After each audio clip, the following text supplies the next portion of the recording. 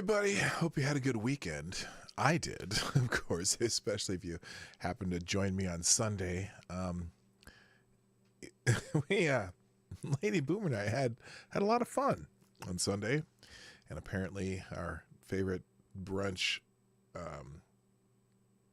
passer of plates and drinks likes the fact that we stream from there. So we might do that more often. If you were there, it was a hoot.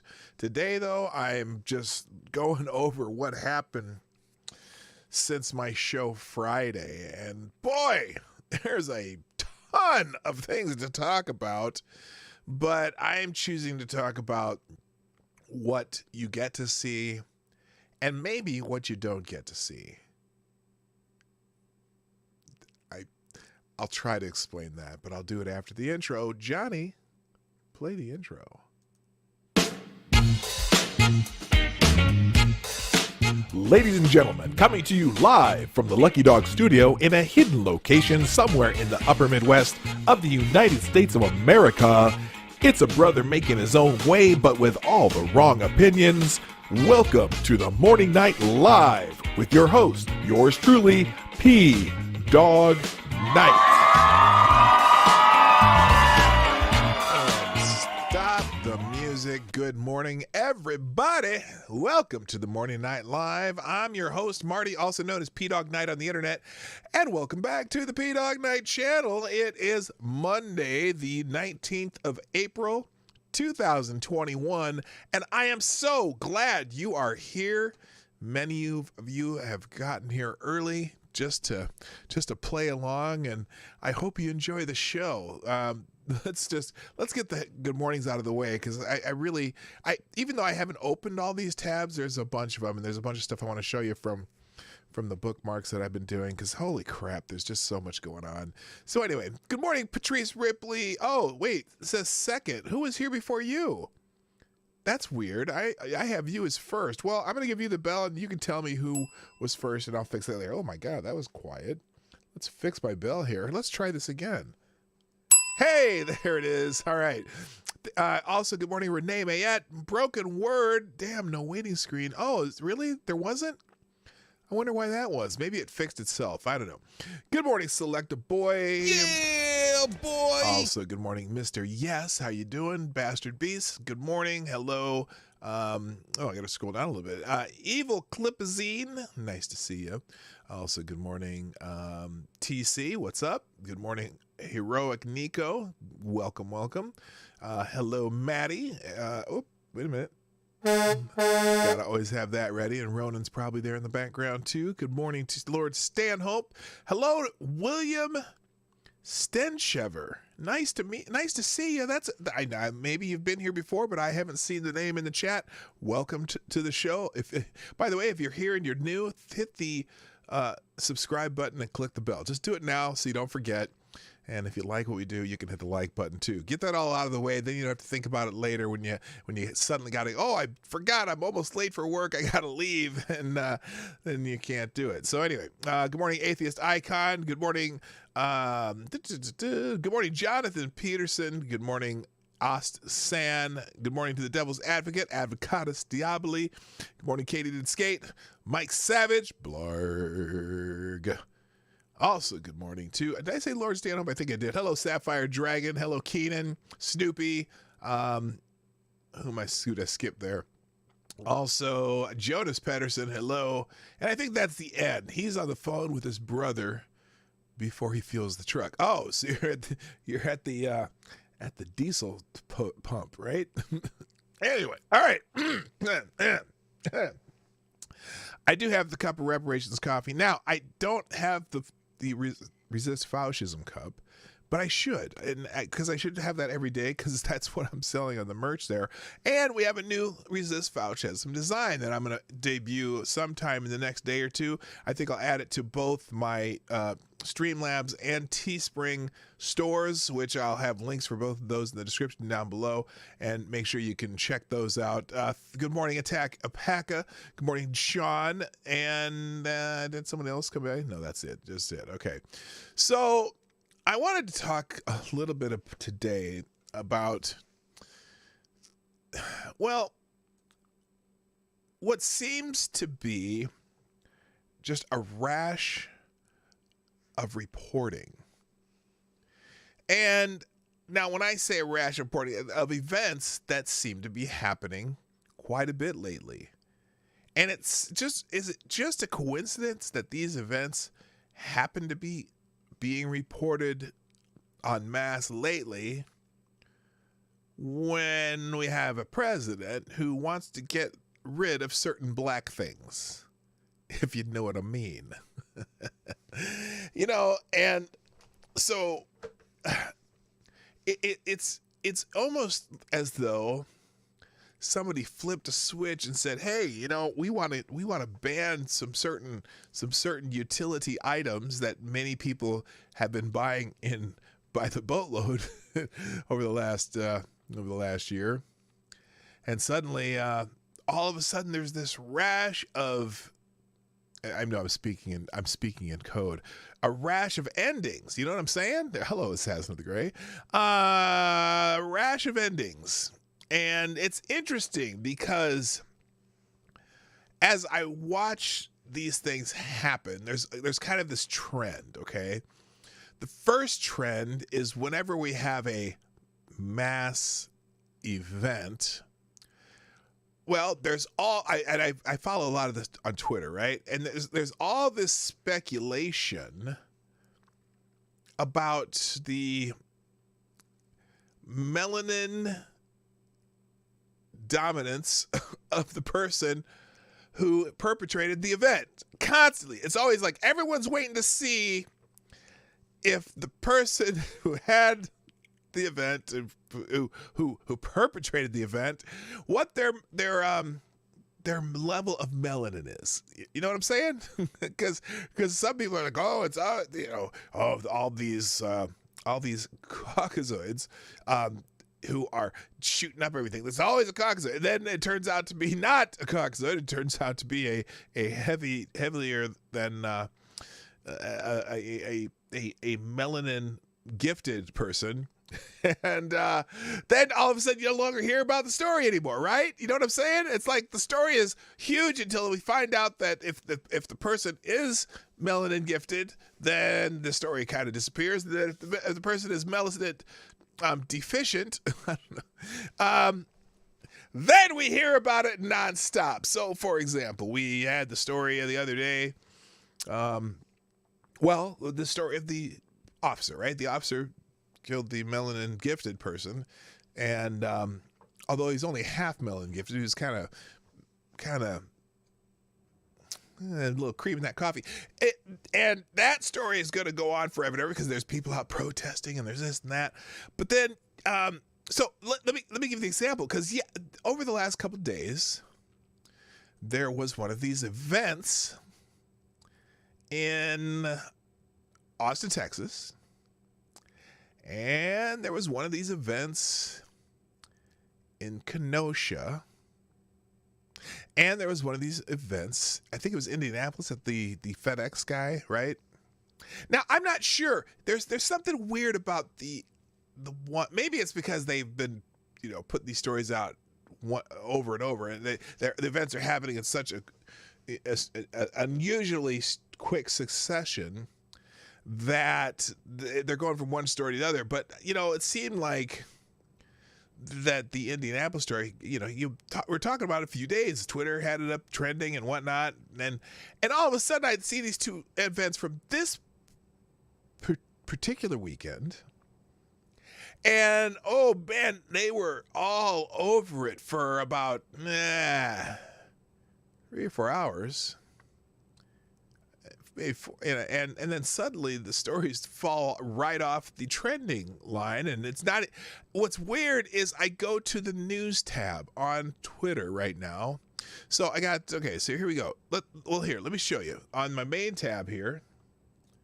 Let me show you this. So we got 12 of Europe's biggest soccer teams form a breakaway Super League. Ben Carson's trending for whatever reason. Oreo McFlurry, what I don't know why that's trending. Tito Jackson and his birth mother. Okay, so this is just your main page for you. Nothing about any of those events. Okay, let's try trending. Let's look at this. Okay, McDonald's is trending. And Monday motivation, Monday thoughts, because there's always Monday stuff. Mars helicopter, European Super League, Bengals, Taman, Doge Day, Ben Carson, Marino, No Country. A couple of movies they're talking about, movies that got Oscars or whatever. Nothing about either of those days, events. At all. Now, Maxine Waters down here. Oh, I got to wait till you read this one. By the way, Maxine Waters, I stepped in it. Maybe he did not. Maybe she's just going to be fine. I don't know. I think she should be impeached. But anyway, based on some other things that happen. So I look at the trends. Nothing about it, right? Nothing. Oh, Oath Keepers are down here trending. Oh, wonder what they did. Okay. Then I go to news. You'd think these events happen over the weekend. Now, here's one. Suspect identified, but still at large after multiple people killed in an isolated pew-pew incident in Austin, Texas. Interesting, because they identified. They've got him. They've found him. So I don't even know why they haven't updated this. See, and the picture they chose here is, there's crime scene or whatever. But look at the news. Tito Jackson, Damian Lewis, Doge Day, Biden approaches 100th day in office. What? Republicans admit difficulties in attacking his agenda. Well, we know why that is. How safe for COVID? Nothing. I mean, look, all down here. Now, finally, way down here. It is yesterday. Police say suspect in custody after several ended and damaged in a Wisconsin tavern pew-pew incident. Good morning, Gun Fox. Good morning, gayest person on YouTube. Good morning, Jesse Leon. What's up? And then they're going to start the closing arguments, Derek Chauvin or whatever. But notice, and then, oh my gosh, this guy, what? Oh, so anyway, why aren't these events trending on Twitter anymore? So I started to look up the article. I started to look up what's happening. Oh, well, let's see. Summer house shooter ID'd, previously arrested for felony possession of firearm, but later dismissed by Racine County DA. That seems to be a trend that people who've been released on certain things get to go back out and try again. Won't you just try again. But first you don't succeed. Brush yourself off and try again. Won't you brush yourself and try again and try again. Anyway, good morning, Five Feet Rides. Good morning, Scrappy Pirate. And Higgs 1966. What's up, Higgs? Hi, Cindy, too. I know you're there somewhere. So anyway, wait a minute. It's a homeless man that was at the bar and killed these people. Ended these people. According to the Kenosha Sheriff's Department, 24-year-old Rakayo Vincent was booked into the Kenosha County Jail for first-degree intentional homicide. He is alleged to have opened fire in a Kenosha County tavern just after midnight Sunday morning, killing 3 and injuring at least 3 more. His address is listed as homeless, but according to court records, he previously lived in Racine, which is right near Kenosha. Okay. Yes, Gun Fox, I did see that. Breaking news, Minneapolis National Guard shot at, no injuries from shooting. Actually, there was some guard members injured, but I can't, glass bottle. There was some other injuries. So anyway, this story's going away because it doesn't have the correct demographics. And then let's go to the Austin shooting. Okay, so this is the Austin shooting suspect arrested. Now, it's interesting. I mean, this story, what time was this story that they put this up? They put this up at,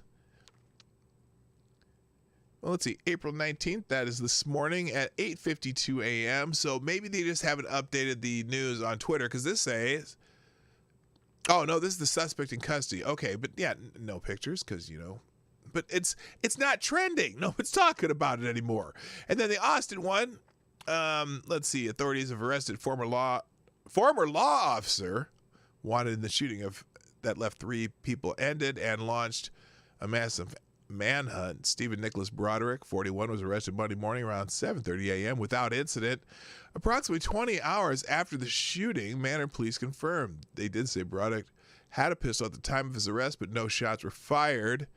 Now, no picture here, but, and then here, wait a minute. That's that stupid article that I want to go over.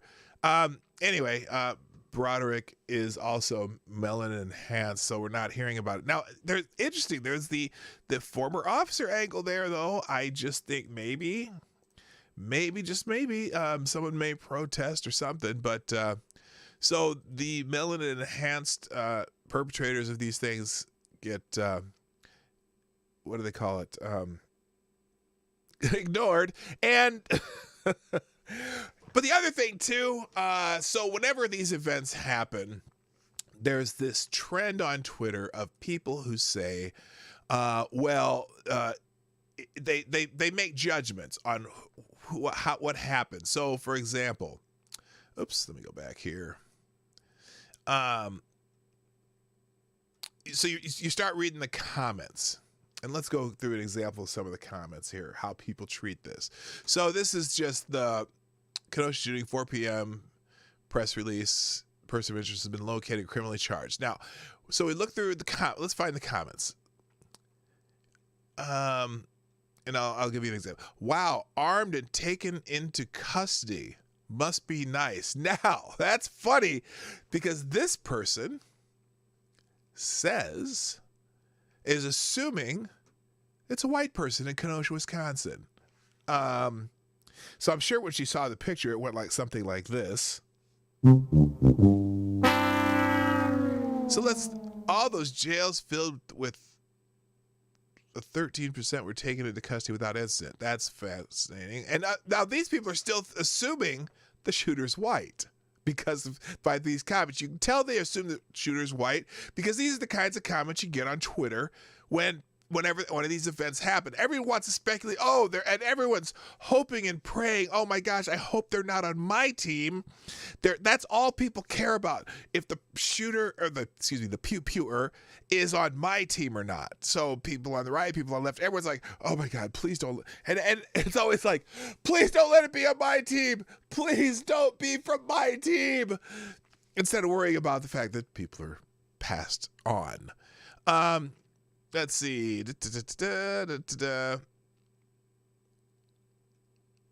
Okay, let's see. Oh my gosh. Oh, let's give a big round of applause. A lot of these are they keep pushing this too because a lot of these are gun control people who want more gun laws. How can they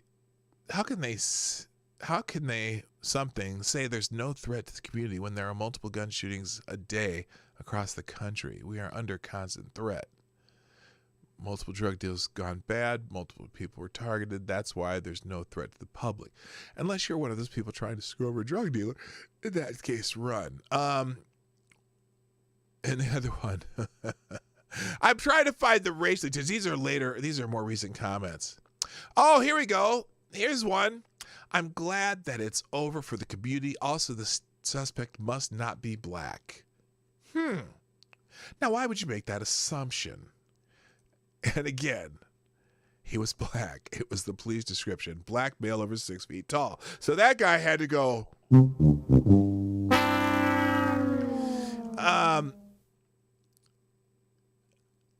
Now, these people are talking about somebody shooting. Let me guess. An angry white man is the killer. Am I right?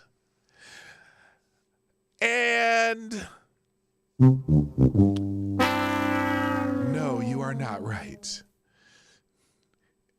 Also, here's the other one. So when people are taken into custody too, if they're not dead, people assume that it was somebody white, and if they are dead, they assume it's somebody black because we have this myth that every black person who comes into contact with the police ends up dead on the ground because one of the man bite dog events are constantly pounded into your brain. So never heard of this many shootings day after day because they didn't used to publicize them nationwide day after day. We can go on Twitter and find every local news story, but the only ones that make it to Twitter are the ones that people think might fit the right demographic cases. I can hear the media. The shooter was obsessed with Teletubbies, like they did with Brandon Hall. He was obsessed with My Little Pony. I don't care what these murders did before they killed these people. They want nothing but they want be nothing but a murder in my eyesight. Don't know what that means. People who can't write a complete sentence. Last year, I constantly read responses to these articles that said, Trump's America. We are in a literal time that is Biden's America. Seems like the media has no problem picking sides. Wild time to be alive. Yeah, isn't that the truth? This is Biden's America. How about that?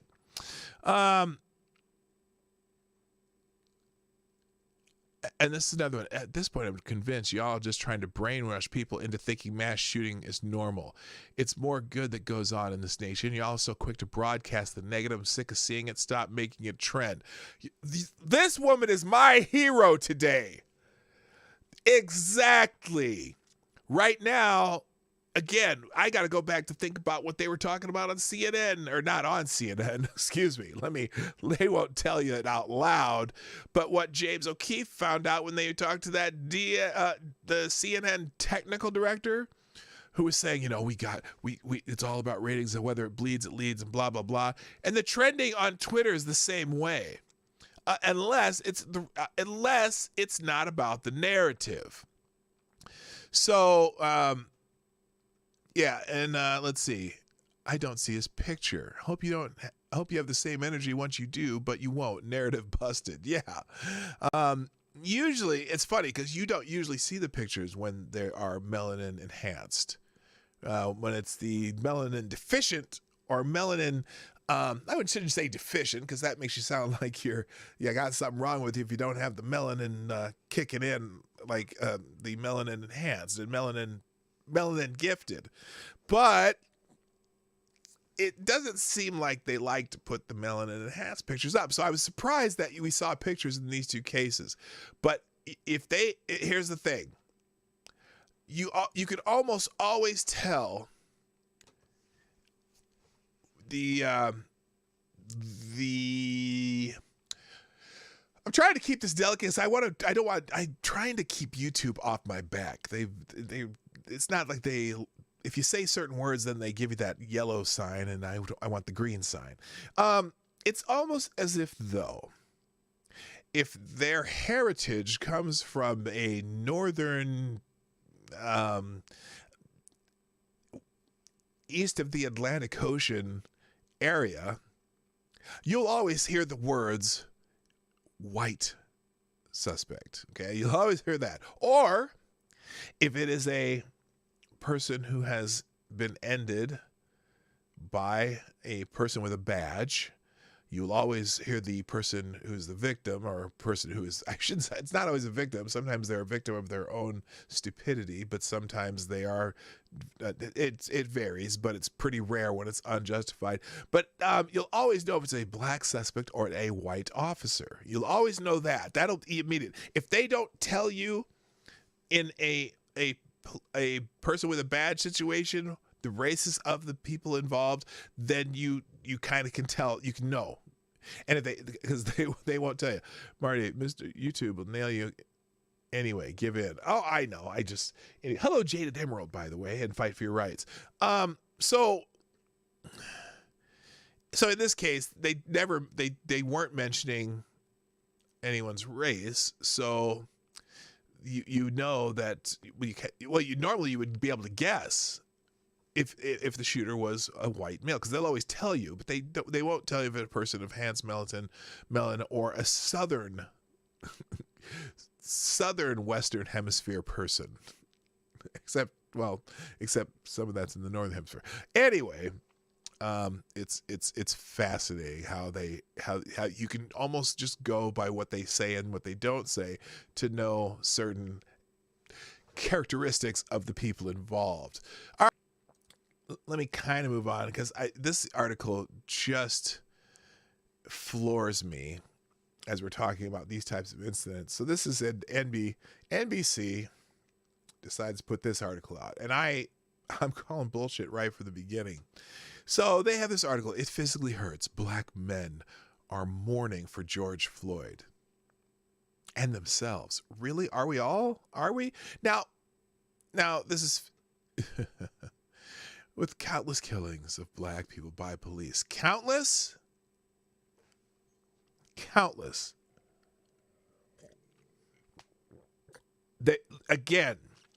They are trying to make this be a very common event when it's an extremely rare event.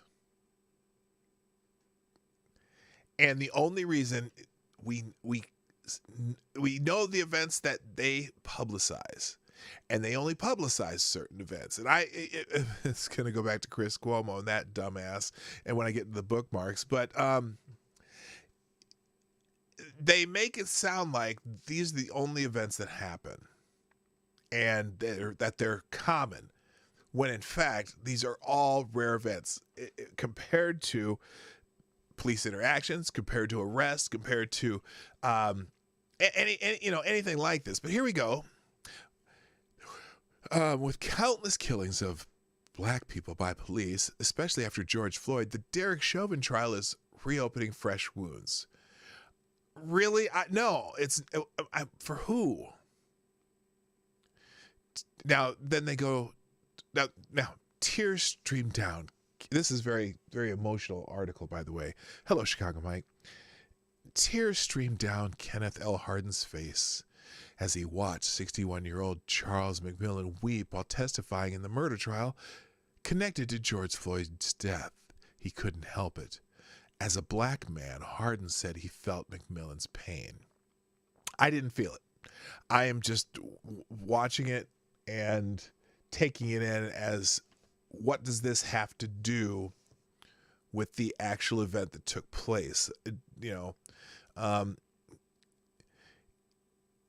More than a week later, Hardin watched Floyd's brother, Philanese, broke down on the witness stand while describing his relationship with his older sibling, who died last Memorial Day weekend after then Minneapolis police officer Derek Chauvin, who is white,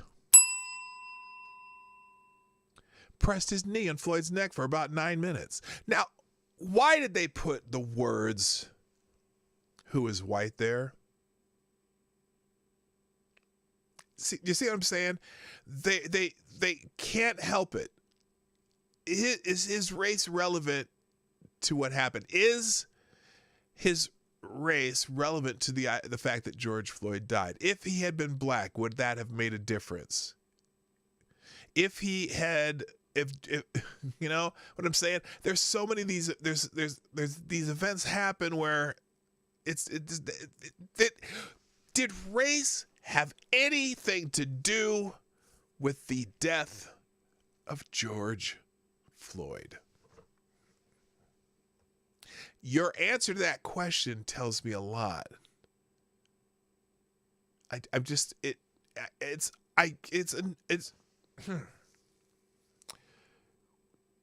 Would Dante Wright, did race have anything to do with that event? But that's what people were telling you. That's what Addie Maxine is telling you. We'll get to her too later. We got a lot to cover. I get to a lot of it. Hardin cried again. Oh, and then pressed his knee on Floyd's neck for about 9 minutes. Well, it's not 100% accurate, but whatever. Hardin cried again. His emotions watching the trial and viewing the video of Chauvin's knee on Floyd's neck were representative of the trauma many black men of various ages and locations across America felt during the trial after several weeks of sometimes riveting testimony. How many are actually watching the trial? I'm curious. But how can it no.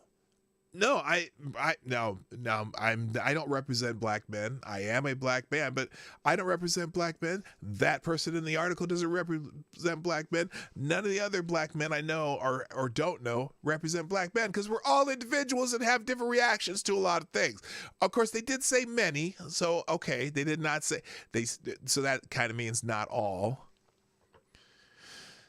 Some found it difficult to watch. Some found it unbearable to watch. Some could not watch at all. We need to watch it, Hardin, an entrepreneur and former city councilman in Salisbury, North Carolina, said. Covering our eyes or turning away from the TV and being unwilling to feel raw emotions about it is detrimental to us. False. The reason you watch it is because you want to find out what people are saying and what it is that, could it be, if you watch this trial and actually listen, could you understand why someone might have reasonable doubt about the ending of St. George? Can you see why? And it's funny because as I listen to some people talk about this, it's like, are you watching the trial? Did you listen to some of the testimony about the toxicology report, the autopsy? And the procedures, again, it's a felony murder trial, which means they have, it's a charge that they have if someone dies while you are committing a felony. Okay. So in this case, not only do they have to prove, well, what they have to prove is that Derek Chauvin was committing a felony when George died. Felony assault. They have to prove felony assault. Now, the problem with that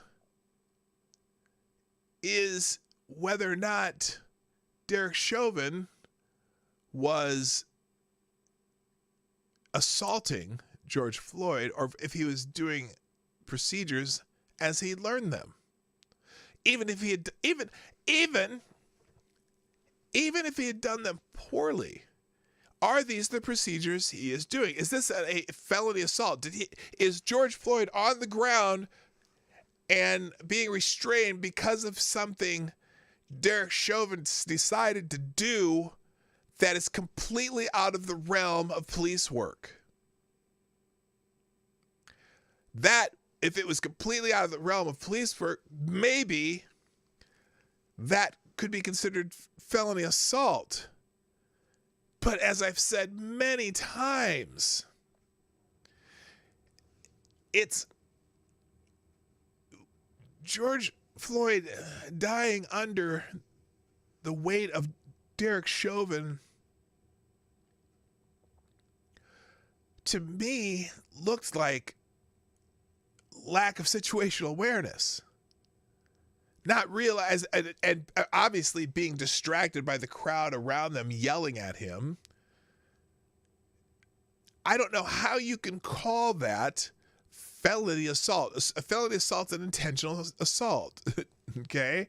And so the felony murder, I shouldn't say the words, but it's too late now, would mean you have to prove felony assault.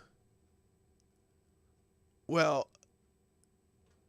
George Floyd wasn't on the ground because of something Derek Chauvin did. George Floyd was on the ground because George Floyd was resisting being put in the vehicle and asked to be put on the ground. And the struggle they were having with him, I can certainly say that there's a reasonable doubt that the reason they restrained them is because he had tried to fight with them early while they were trying to put him in the car. He's much bigger than all of them. So they restrained him. Now, did they fail part of their mission to bring the man in, or at least attempt to bring him in alive? Yeah, they failed pretty badly. There are circumstances as to why they failed, and I still say that there is room to charge him for not attempting to revive George Floyd soon enough. and not realizing what was going on under them as they were restraining him. Again, they were distracted by people around there yelling at them, but there were 4 officers. So the not wanting in certain situations like that, if there's people around you yelling or there's other possible endangerment to you, where you would not begin attempting to revive someone who is under you because that there's a danger around you that you should not remove your senses from. But in this case, there were 3 other officers, so that's why I say it should probably be, whatever it is. There's 3 charges, and I get them all mixed up. But the only one I remember is the felony murder. A felony murder is a murder of someone who dies while you're in the committing a felony. But the manslaughter one, where it's your failure, your negligence in failure to realize that the man's dying underneath you, and failure to attempt to revive. That would be the negligence portion of it. But anyway, let me go through this article though. We can't get so desensitized to it, and we can't get so emotionally wrought that we turn away from it, he said. We have to embrace everything and use it as motivation to help make this stuff stop. Well, maybe the effort should go into helping police encounters stop and become less, meaning not ended up in a situation like this in the first place. But you're not allowed to say that anymore. Hardin has 3 sons. I picture how I would feel if they were victimized like that. I tear up thinking about it, he said. You know what's funny? I have a son. Now, my son's very light-skinned, and the officer might not even know he's black, but I've never felt that. I've always felt, because I know that my son is a very respectful person, and isn't, not that, okay, look, any kid can have troubles, but I'm pretty confident that if my son were stopped by the police, without me even having to teach him anything, he would know, just have your license ready, hand it to the officer, and be polite. Don't do it.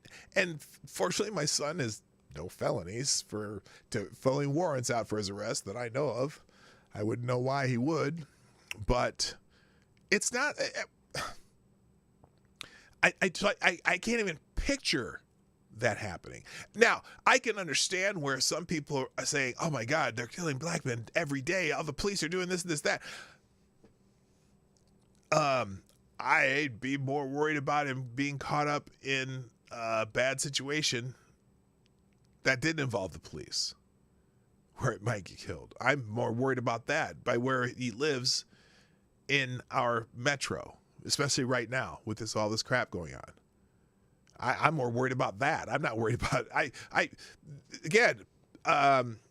being ended by the police is 1 in a million.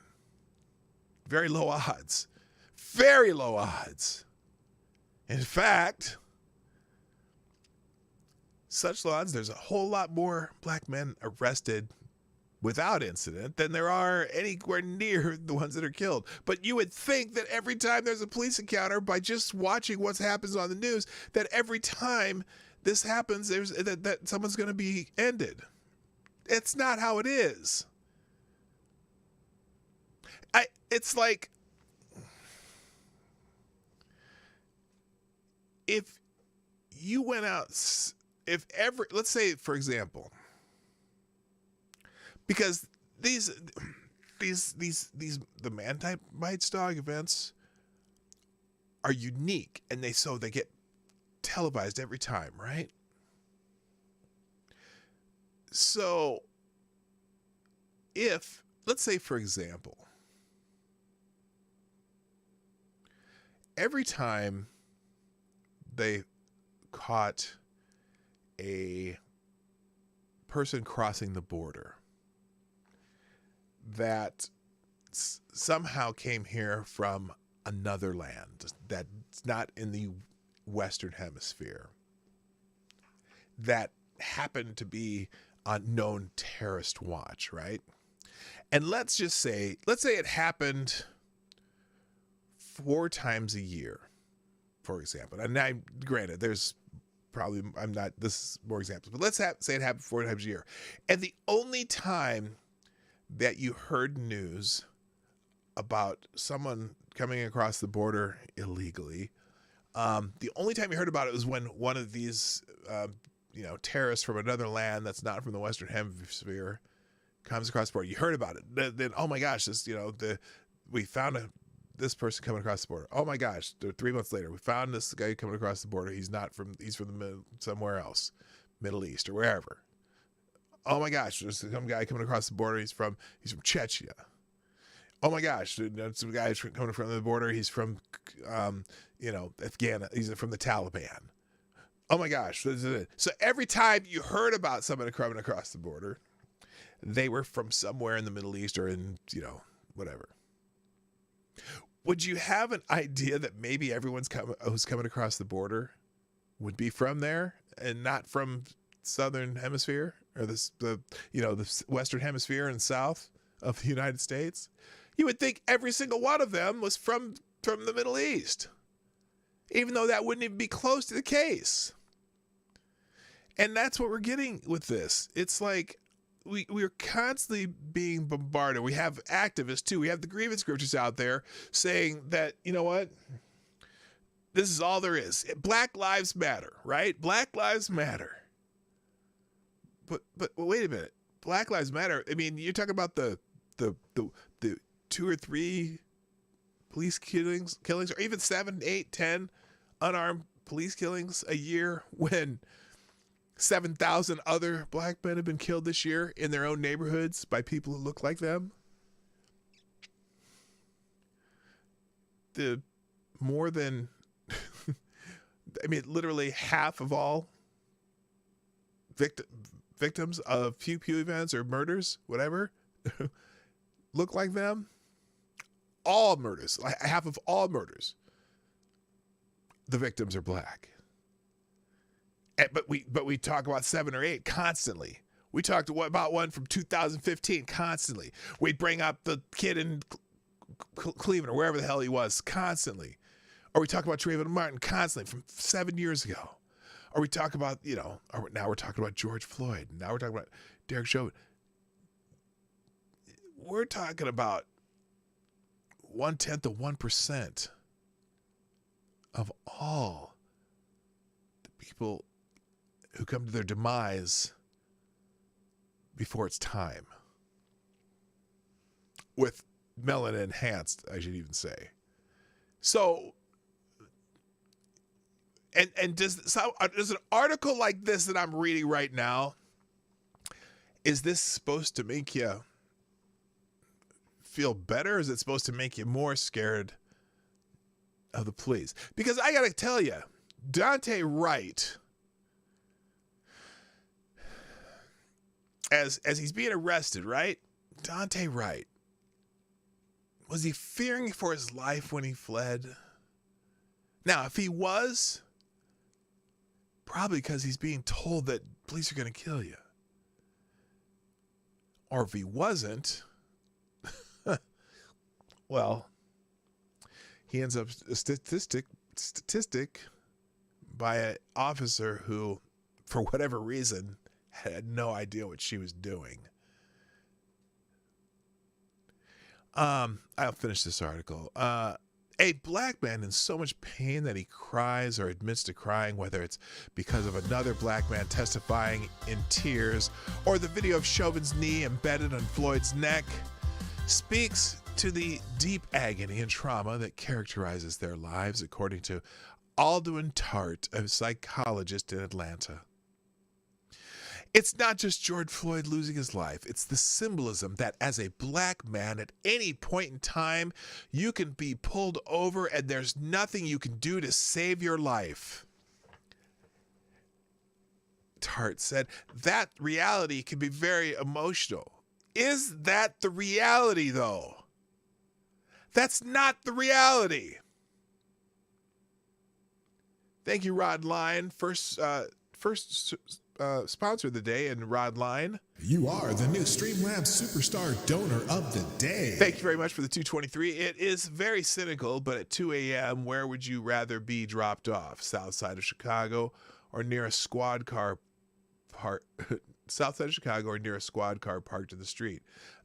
I'd much rather be next to the squad car. You know, people aren't gonna fuck with you if you're next to the squad car. Thank you, Rod Line. I appreciate the donation there. This is the thing. We're trying to condition people into thinking that if you get pulled over, you're gonna die, and you act differently when you do, and that's just stupid. It's so rare. 50 million police interactions a year. I haven't heard of 50 million showers of gunfire, or 50, half of them having a knee on your neck. It's rare, even for us melanin enhanced people. So he continues, the emotion witnessing McMillan break down left black men feeling helpless to help him. And we also identify with George Floyd being helpless to stop his life and be taken from him. No, we don't. I don't have it. There ain't a chance in hell that I'm going to end up like George Floyd. I'm sorry. I've never driven around with my drug dealer because I don't have a drug dealer. I've never taken fentanyl. I've never done this. Now, have there been cases where someone's been shot that's not in a situation like George Floyd? Yeah, maybe 2 or 3. And certainly it's almost like, especially in cases where someone has, there are multiple things happening. It's not like this wasn't even a traffic stop, George Floyd. Now, Dante Wright was a traffic stop, but it ended up being a traffic stop where when they ran his name, there were, he had outstanding warrants, not just one, but several, that absolutely necessitated his arrest. I got a feeling he knew he didn't show up for court in those 3 cases. Well, there was 5 actually, but the 3 that we know about, there were 2 others too. And one of them, obviously, unlawful gun possession. Now, a lot of people make out I thought you were about the Second Amendment, man. I thought, you should be thinking the Second Amendment, there shouldn't be a gun permit. Well, that's not the case. That's not what exactly happened here. He was on bail or released to show up in court, and one of the conditions of his release was to not have any handguns in his possession, and the next time they caught him, he had a handgun in his possession. That would be the illegal possession of a handgun. Someone keeps saying something about a permit or whatever, which that wasn't it. It was the illegal possession of a handgun because he was supposed to not have handguns while he was awaiting for his court date. That's the news you get locally. So, I don't know. Are these the same psychological factors that come into play when people see other people shot? He continued. It's not happening to us, but it seems like it's happening to us because we're watching it.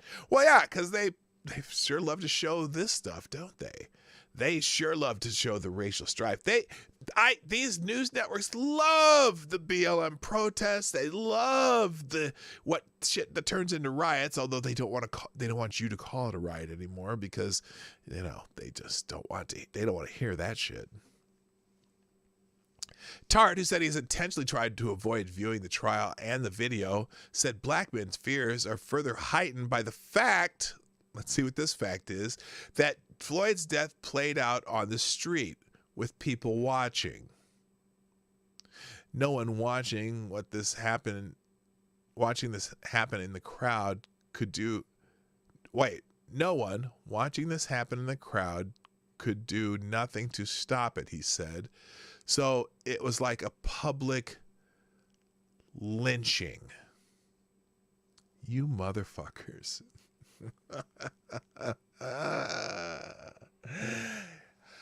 Oh my God.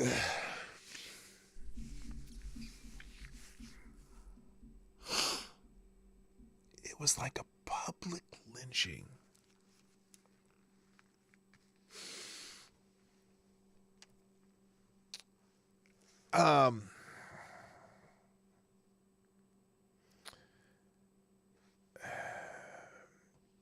No, it wasn't like a public lynching. There was nothing like a lynching. You've seen the pictures of and description of actual lynchings that were brutal events that, oh my God. Bob White, 56, agreed. He said, watching the emotions of black men spill over during the trial and the video caused a tangible response for him. Some people do. Why? I don't know. Anyway, an engineer in Atlanta, White's anxiety, he said, ranged from sadness to anger to despair and pain. Physical pain, White said. It hurts me. It physically hurts. I can barely watch it. Some people get emotional like that. I just don't. I might, in the case of a trial where a child who is completely innocent is put to rest.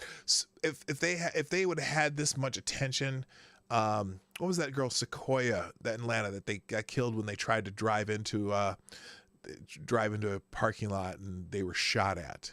Sequoia Turner. Now, if you gave me the trial of Sequoia Turner, I would be able to feel that pain of losing a child to something as stupid as that.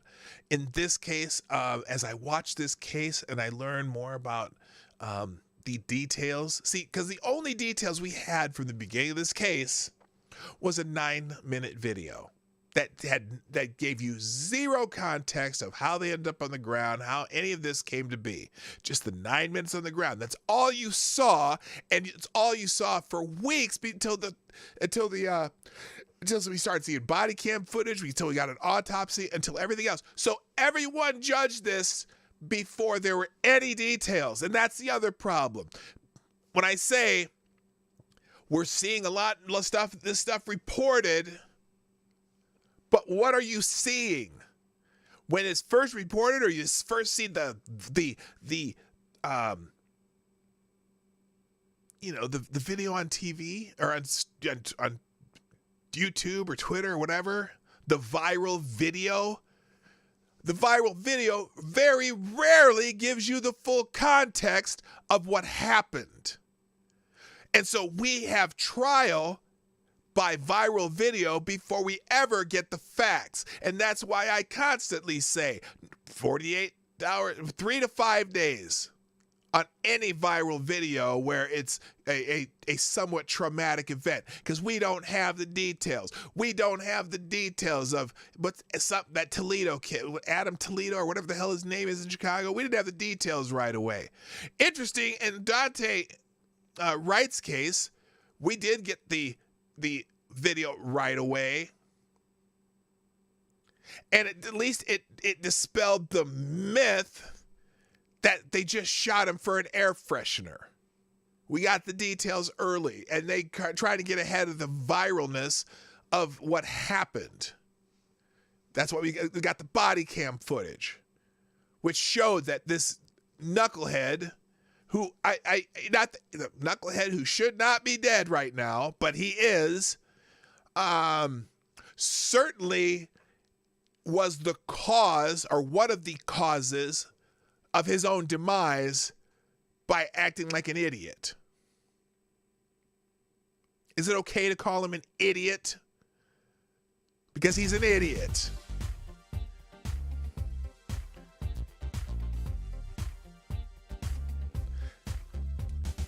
Thank you, Maddie, for sponsoring the show today. You are the new Streamlabs Superstar Donor of the Day.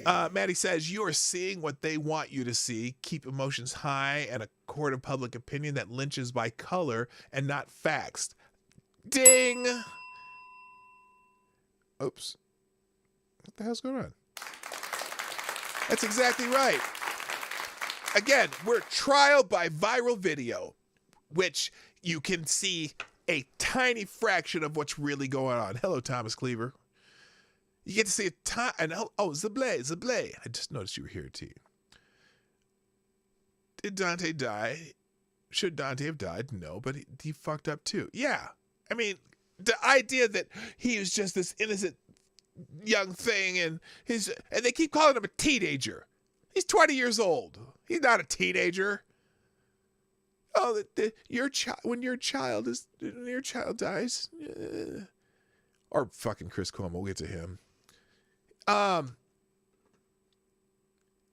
so again, Twitter needs to go away. Almost, I'm sick of Twitter. Oh my God! And then he goes on. McMillan, who saw the police trying to get Floyd into the police car and begged him to cooperate, broke down into sobs as he watched video in a court of Floyd calling for his mother. Now, we've established, if you would have watched the frickin' trial, you realize he wasn't calling for his mother. He was calling for his girlfriend because he called her mama. He was calling for his girlfriend, not his mother. Oh my goodness. For Hard, McMillan's breakdown crystallized a larger point. It harkened back to a time when our ancestors begged for humanity, begged for mercies, civility. He said, how in 2021 are we begging for the same thing? Where is the progress? Come on, man. Come on. It doesn't harken back to that. And guess what? I am so fortunate as a man who was born at near the end of the 60s civil rights fight, that I didn't experience those things. So I can't have trauma from them. I can't have trauma from my great-grandfather's time as a slave. I don't know anything about it other than he was, when he was up until 7 years old when slavery was abolished, or my great-great-grandfather and grandparents who were slaves. I have no recollection of any of that. I cannot have trauma from something I didn't experience. That's a myth. That is just BS. Other than you could see how people were treated, yeah, it's awful. I'm fortunate to have never had to experience that. And I'm not begging for something to take me away from that because I've never experienced that. And I never will, God willing. It's so fucking annoying. Real quick, I want to do some thank yous here. Thank you, Angel Tibbs, and let's see, Zach Osborne. Thank you, Maddie Walker. Thank you, Renee Mayette. All the people who are tweeting out or amplifying tweets that we already got going. And I appreciate the people who do that. So I want to go. Let's see. Let's look through the bookmarks real quick here because that was kind of a lot longer than I intended to spend on that. Now, here's another thing. This is funny because I'm a fan and a friend of Hotep Jesus, or acquaintance, but we are on friendly terms. And this is so prophetic. On January 9th, 2021, Hotep Jesus made a few predictions. And here they are. my prediction for top 3 media grift post-Trump. Number 1, white supremacist uprisings. Number 2, school shootings, which occur, or any type of mass shootings. And 3, terror attacks. I like how he was trying to get through Twitter's good graces. They're going to lean into a fabrication of white supremacists being inspired by Trump. And lo and behold, on the 12th of April 2021, here comes the Washington Post. Domestic terrorists have hit new highs, led by white supremacists, anti-government groups, and others on far right. Data shows. Now, I have not looked at that article. I'm going to find that article, and I'm going to go and check out what they consider domestic terror incidents. I want to know what they mean by that, because remember was it 8 months ago? No, this was a couple years ago, I think. They had this article that people keep sharing it still, talking about how all terror-related murders in 2018 were done by right-wing extremists. Okay? All terrorist endings by white-wing extremists. And then, but they had only 18 incidents that they classified as those right-wing extremist-related murders, right? And as you read through them, none of them, I think maybe one, could have been considered anything related to ideology. Most of them were just people who had affiliations who happened to also murder someone. 18 of them. And I was thinking, oh my God, how many murders are there in the country every year? Something between 8 and 15,000. And if you wanted to go by just a murder that was by someone who was affiliated with some sort of thing, you could just, oh my gosh, you could categorize anything and any demographic and any ideology and count how many murders there were. But they didn't do that. It's just crazy. But it's so funny, when he says white supremacist uprisings, they talk about all the time. Shootings, well, not necessarily schools, because the schools aren't back in session, but boy, they love the shootings right now. And then terror attacks, which they seem to want to classify these as. So I found that very prophetic by Hotep Jesus. And it's almost so funny, or sad, it's funny. Thank you, TC. Thank you, Will and Forge, tweeting out the show. I appreciate it. Thank you for doing that also. Please, look here, people. Let me tell you something. Let me tell you something. Right now, the best things, if you want to help me out, and I appreciate everyone who does, if you really, really, really want to help me out, just share the streams on social media. Share. I appreciate the donations. I appreciate the likes. But the number one thing, the only way I'm going to grow is to share, because I think YouTube's figured me out just by the kinds of things I talk about. And people who do talk about these types of topics, or do, especially because I do a lot of breaking news. So I'm at a loss there immediately, because YouTube pretty much only promotes the mainstream media sources. And to me, that's crazy. I mean, you got to think, you got to figure out, if you look at the engagement, like Fox News or CBS, ABC, CNN, NBC, MSNBC, all those, they are, even though they promote, if you search something that's new, those are the first items that are going to come up in your search, right?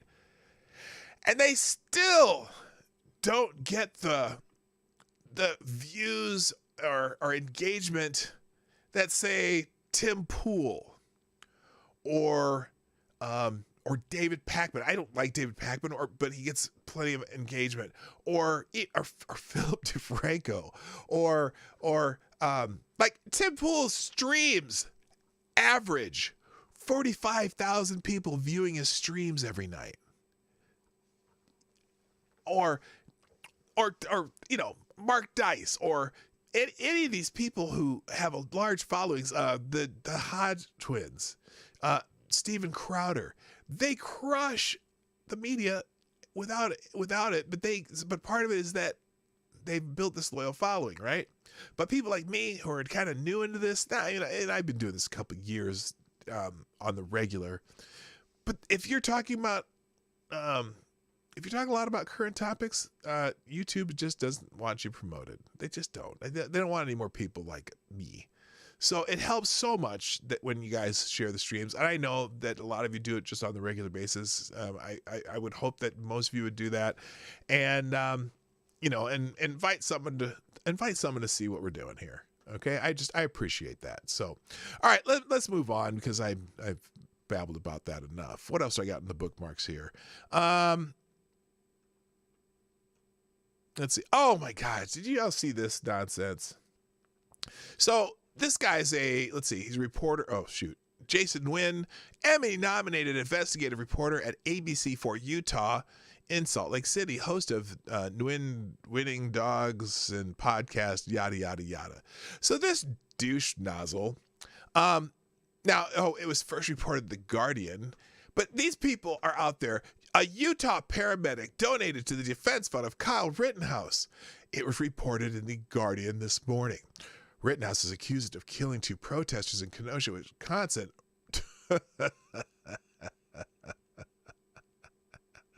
By the way, hi, Francis Barrett. I didn't say hi earlier. I did see you there.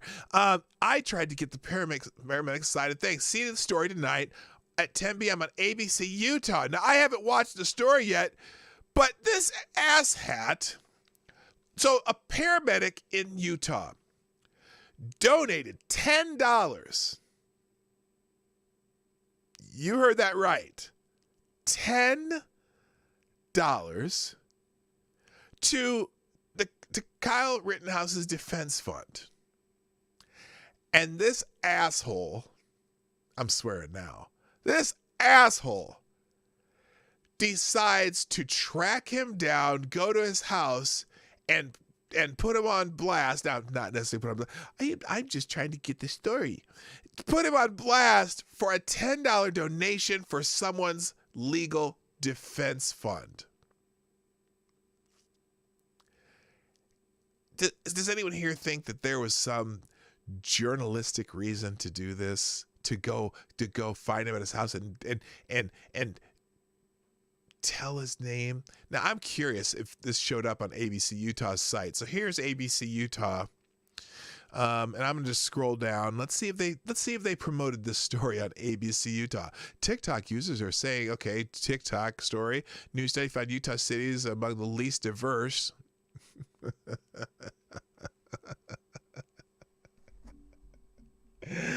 It's fucking Utah. What do you expect? And who cares? Are they required to be diverse? I don't know. I don't give a shit. I have no interest in living in Utah. I don't know. Closing arguments. The former sheriff's deputy is taken into custody of manhunt that began. Okay, that's the guy in Austin. Notice no picture. And again, it's funny because I look at these news stations. They got the guy who shot the people in Austin, but there's no picture of the guy here. Now, I guarantee you, because they show, like, if you see stories about the Indianapolis shooting, there's pictures of the guy. And there's even pictures of the weird guy that saved him. Anyway, looking for this story. Maybe they didn't promote it. Hopefully they didn't. It would be just like, two people were killed in a fiery crash of a Tesla, but authorities found there was nobody in the driver's seat. Ooh. Well, okay. Anyway. Okay, let's see. Look, I guess maybe they didn't put this story out. I don't see it. And I hope they didn't, because maybe they saw the ratio that guy got and decided not to put the story out. At least not on Twitter. They should be embarrassed for even This guy should be embarrassed. For a $10 donation, you're going to go seek someone out and basically dox them. Now, granted, there's no picture of the address here, but they're going to go do some investigative reporting on a $10 donation to a legal defense fund of someone who is defending himself. God, I wish if it was well, it's not FTG Thursday, but you certainly can FTG that guy anyway. All right, what else was in my bookmarks here? Oh, let me go. I got a couple stories. Let's do that first. Real quick. So this is the story about the guy in Texas. Let me get rid of some of this crap on the page here. So suspect was identified. This is before they found him in Texas. Suspect identified still at large in Austin. Triple shooting. As of 6:22 p.m. Eastern Time, the suspect in Suddy's shooting in Austin has been identified as Stephen Nicholas Broderick, 41, a former Travis County office detective. Suspect allegedly gunned down 2 women and 1 man near Great Falls Trail and the Rain Creek Parkway in Austin. He's 5'7" tall, according to police. Was last seen wearing a gray hoodie and a baseball cap. Is considered armed and dangerous. That was him. I think they've got him now. Broderick was placed on leave and then resigned from the sheriff's office in June 2020 after being charged with the sexual assault of a child. He was out a $100,000 bond while Texas Rangers investigated the case. Travis County District Attorney Jose Garza said in a statement that his office is actively supporting the Austin Police Department and law enforcement who are using all available resources to apprehend Broderick. And then the original story's there. So they did actually apprehend him. And in the PJ Media story, they put his picture in it, but they're all searching for him. So that story's in the tabs there. But also, I just laughed at this. Okay, let's talk about Maxine Waters, because Maxine Waters seemed to get into the scuffle last night. Hello, Uncle Bad Touch. Come on, man. I see you there. I know who you are. And also, good morning, Bosch Tube, Zach Osborne. And if I missed anyone else, I'm sorry. Amy in Connecticut, hi. And I got Francis Barrett. Okay, I'm kind of caught up. So this one cracked me up. So this is a tweet. This is how, okay, in trending on YouTube, this is how they describe Maxine Waters' incident that she's becoming notorious for yesterday. You listen to how they word this. U.S. Congressmember Maxine Waters called for an overhaul of policing as she joined the 7th consecutive night of protest in Minneapolis over the death of Dante Wright, a young black man shot dead by a white policewoman. And this is, I guess, Channel News Asia calls for U.S. police reform at fresh protest over Dante Wright killing. High-ranking Congressmember Maxine Waters called for an overhaul of policing in the United States as she joined the second consecutive night of whatever. Now let's quote her correctly now, because this is what she really said. Okay, so here this one says, "The way to get control is not allow them to win," Waters said of political opponents in comments aired on Fox 9 Minneapolis. "You've got to register. You've got to vote. You've got to take the power." Wait, what? What? That's not. Wait, is that what she said? It's a very difficult time in history for this country, Waters. Oh my God, she told the Associated Press. "We have to let people know that we are not going to be satisfied unless we get justice in these cases." Okay, let's just, holy shit. Let's get the actual quote. Let's get, she called for more confrontation. I want to find video now. Hang on, let's go to the article. Because Twitter ain't going to tell you nothing. They, oh my goodness. Get more active. Maxine Waters calls on Dante Wright protesters to show the world that they mean business. What? They mean business? What does that mean, Maxine Waters? Democratic California Representative Maxine Waters joined protesters on the ground in Brooklyn Center, Minnesota, and called for continued action. Waters encouraged protesters to stay out in the streets if they don't get, quote, justice, end quote, in the trial of former Minneapolis police officer Derek Chauvin, who's charged in the May 2020 death of George Floyd. Let's just listen to what she said. This is that Daily Caller bullshit. Oh, no. We might be just manslaughter, right? I mean, oh no, not manslaughter. No. This is guilty. Murder. I don't know whether it's in the first degree, but as far as I'm concerned, it's first degree murder. Congresswoman, what happens if we don't? Okay, what? Hang on. You probably didn't hear that too well. I'm gonna put this full screen. Hang on. What? Listen again, because he asked her a question. Not just manslaughter, right? I mean, oh no, not manslaughter. No. Oh, not manslaughter. Well, okay, let's see what you said. Guilty for murder. I don't know whether it's in the first degree, but as far as I'm concerned, it's first degree murder. Congresswoman, what happens if we do not? Okay, let's stop there first. Oh no, not manslaughter. As far as I'm concerned, it's murder. I don't know if it's in the first degree, but I think it's the first degree. First degree murder. Wait a minute. Oh, it's really low? Yeah, I'm sorry. It's as loud as it's gonna go. How can that be? Hang on a second. Maybe I can turn this up a little bit. Where am I at here? Right here. I'll try to turn it up. She says, I think it's the first degree. First degree murder is like pre-planned, premeditated murder. How could it be premeditated murder? You would have to know that you're going to back up some police officers who are in the middle of arresting George Floyd. How would that be? How do you know what call you're going to go on that day? Unbelievable. Let's listen to I'll play that part and you listen to the whole thing now. Murder. I don't know whether it's in the first degree, but as far as I'm concerned, it's first degree murder. Congresswoman, what happens if we do not get what you just told? What should the people do? What should protesters on the street do? I didn't hear you. What happens? What should protesters do? Well, we got to stay on the street, and we've got to get more active.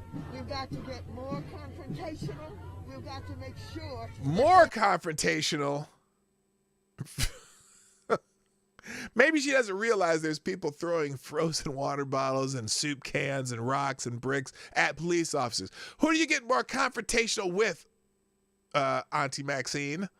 Who exactly do you need to be more confrontational with? People who had nothing to do with it? The people who stores are being broken into, robbed, and looted?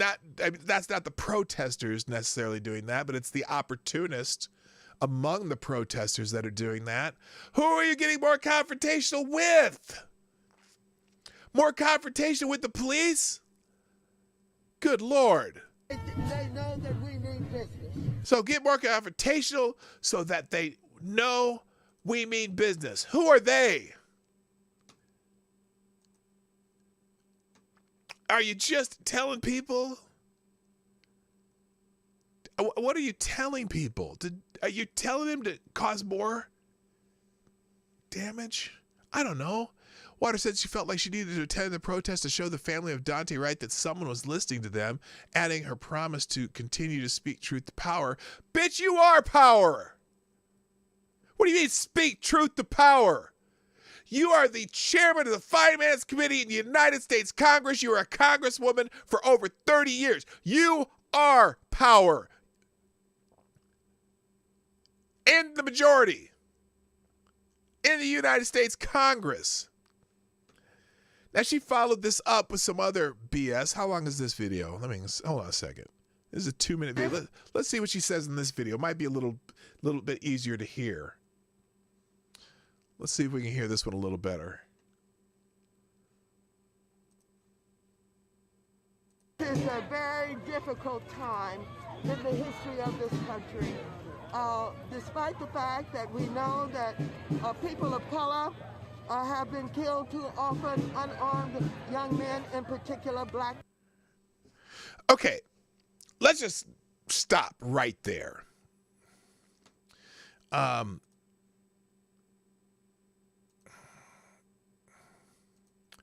She says The fact that we know that people of color have been killed too often, unarmed black young men. Okay, it's men, probably 95 or 98% of people killed by police are men, because men commit crimes more than women.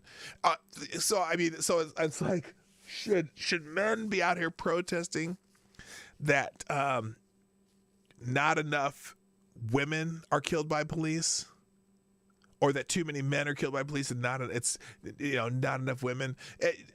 I'm just saying. Young men, in particular black men, have been killed. We know that we're now coming to the end of the George Floyd trial, and that I suppose the closing arguments are going to be made on that case coming Monday. And we're really just almost at the beginning of what is happening with our young man, Daunte Wright. Oh my God. Daunte Wright, who was being arrested on a felony and tried to flee from the police. Again, I don't think Daunte Wright should be dead, but damn, you act like, I hate this phrase. I hate this phrase, but you act like he didn't do nothing.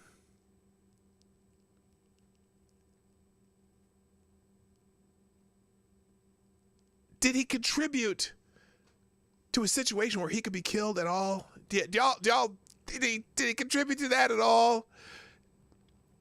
You act like he just, he told his mom, oh, they stopped me for air fresheners. No, they didn't. Oh my God.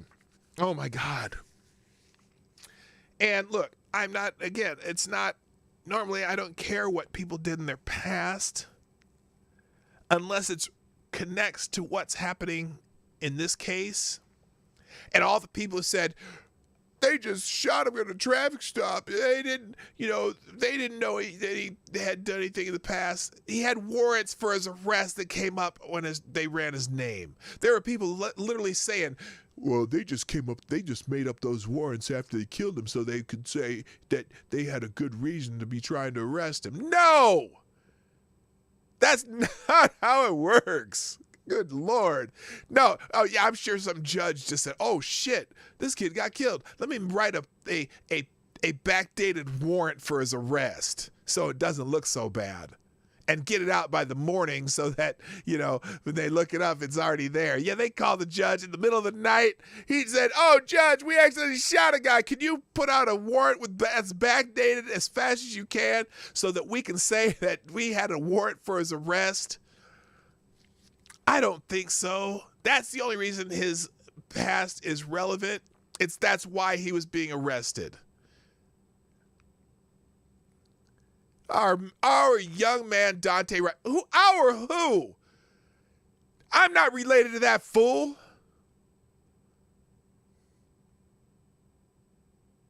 Oh, should I be respectful of the dead? I probably should.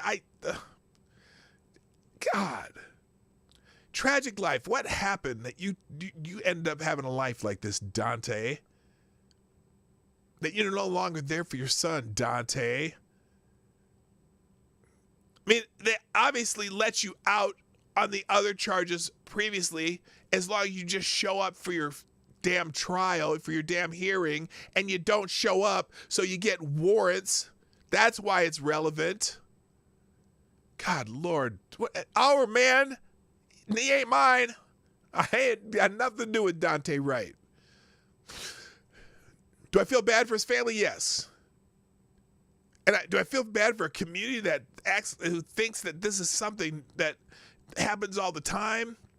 Yes, because they're tearing themselves apart over some bullshit. Who was killed, and that we have to persist in calling for justice. Justice for who? Oh, well, we have some collective justice. There's no such thing as collective justice. There's no such thing as collective pain. There shouldn't be, at least. We have to let people know that we're not going to be satisfied unless we get justice in these cases. Okay, divine justice in these cases. If they find that Derek Chauvin is not guilty beyond a reasonable doubt,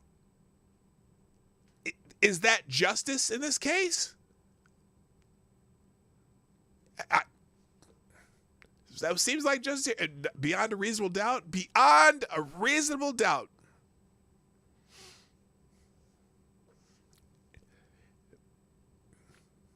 Seems like he's going through the process. Seems like that's very well what it could be. On at least two of the charges. Maybe one of them they'll find a way to convict. But she's saying if they don't find him guilty of the felony murder, which she has no idea what that is, she didn't know.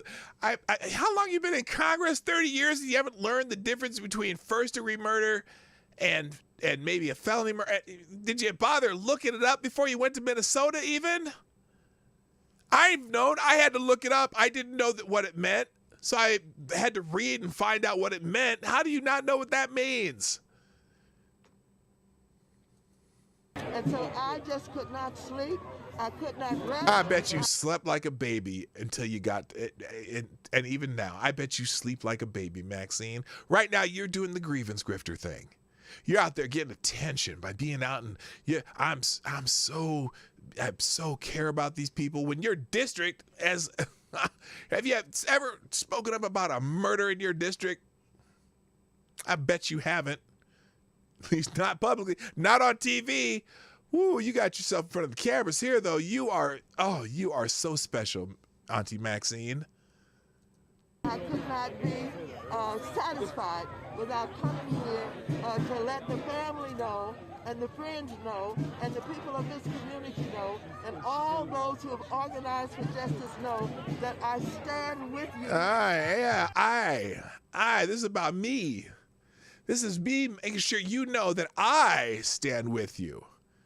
Ooh, well, thank you, Auntie Maxine. I'm glad you're... No, I'm not glad you're here. Go home.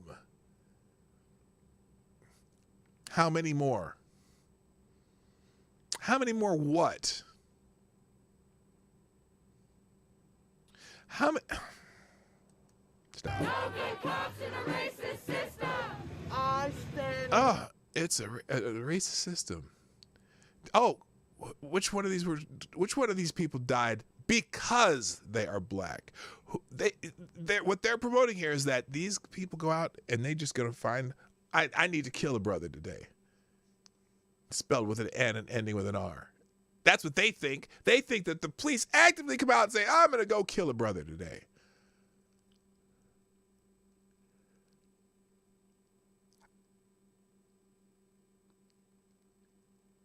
First degree murder. Derek Chauvin. Did Derek Chauvin even know he was going to encounter George Floyd that day? Did Derek Chauvin, when he got to the scene and the police officer, Derek Chauvin already struggled with the police officers and wouldn't let him put him into the car and asked to be laid on the ground. Did Derek Chauvin know that was going to happen? That's where I have the hard time with the felony murder. I'm still saying the lack of situational awareness. You know, maybe not for attempting to bribe, not realizing what was happening under him. Was he distracted? Yes. I don't know how much that should be in play, but he needs to be in charge of the situation. He needs to be aware of what's going on, not in front of him, but also underneath him. And that's where I think he failed as a police officer. His job is to bring a perpetrator into the system alive so that they can be held for trial by a jury of their peers. And he failed in that. At worst, obviously fired and no longer being a police officer in his job. But good God, this is nuts. With you. Thank you. I am not afraid. I am not intimidated, and I'm going to speak truth to power. Speak truth to power. You are the power. Yeah.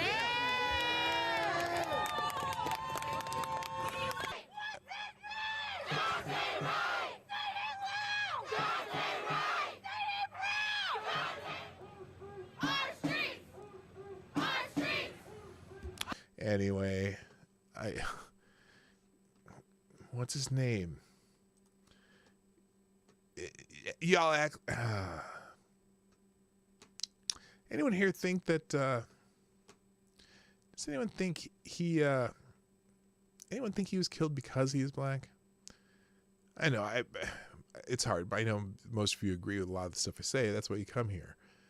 If you know anyone who thinks he died because he is black, I want to find a way to affirm. I want to talk to somebody who thinks that. I really do. I just want to ask that question. Hello, infamous one. So there is a call for Maxine Waters to be removed because that night, by the way, in Minneapolis, there were shots fired at some National Guards people in Minneapolis after what Auntie Maxine said. And some people are saying that she's inciting more violence. And so there's you're hearing a lot, impeach and remove Maxine Waters. This is from the New York Post. In supporting the second impeachment of President Trump, California Democrat Representative Maxine Waters said he was inciting his followers and was trying to create a civil war. By her own standards, Maxine Waters should be impeached and removed. Good morning, nobody, not me. And now what? My friend from high school. Good morning, my dear. How are you doing? On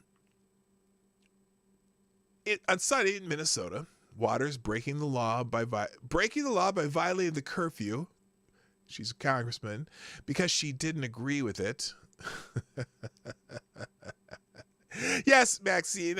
No, people aren't tearing up your district, so yeah, you don't care if they have a curfew there. But anyway, said that if ex-police officer Derek Chauvin is not found guilty of murdering George Floyd, we've got to get more confrontational. That is a quote.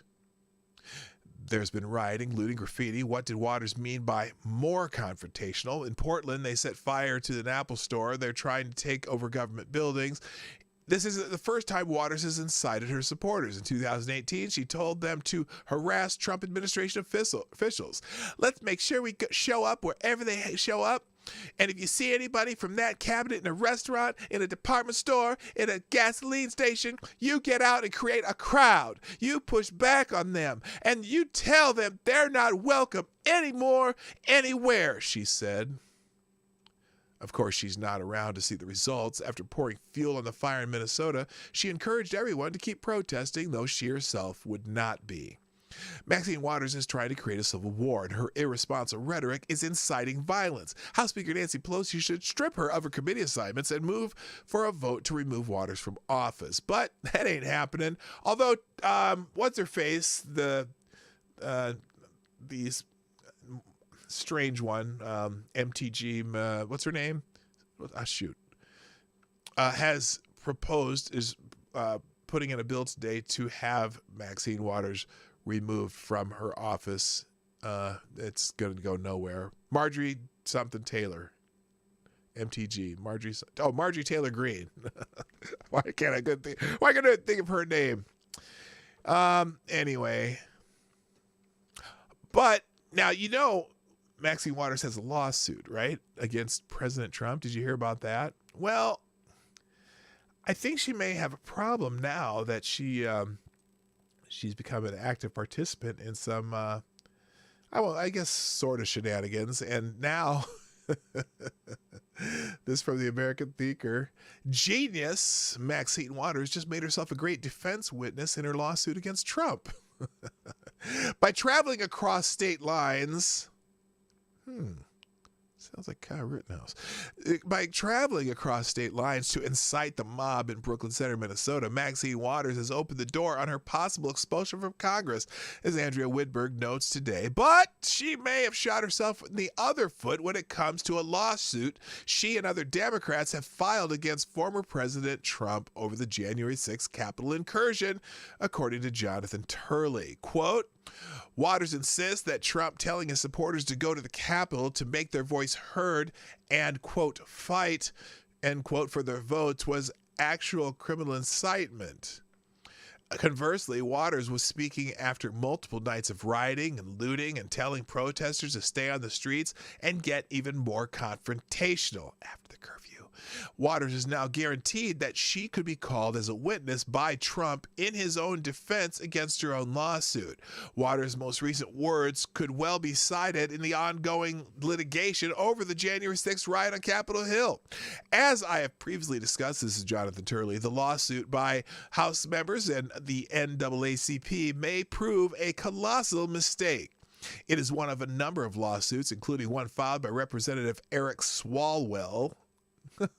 I almost said Fartwell because, Anyway, that could ultimately vindicate Trump shortly before the next election. While it is possible that members could find a trial judge to rule in their favor, these lawsuits should fail on appeal. If they get that far, moreover, they would fail under a lower standard of proof than the beyond a reasonable doubt standard in a criminal law. Such a result would eviscerate the claim that Trump was guilty of criminal incitement in his speech. So, because, then what the hell were you doing, Maxine? Auntie Maxine? All right, I have really failed today in keeping track of the time. It's already time to call it a day. There's a whole bunch of other news that I didn't get to, but hey, it's just how it's going to be today. Ladies and gentlemen, before you do anything, please hit the like button. And more importantly, the most important thing you can do, share the stream somewhere, wherever you want to share it. Thanks for all of you who sponsored the show today, Rod Lyon and Maddie. I appreciate you. And over the weekend, it was Jaeger Pony, Chicago Mike, Gun Fox 61, and Betty Boop. Actually, I know who Betty Boop is.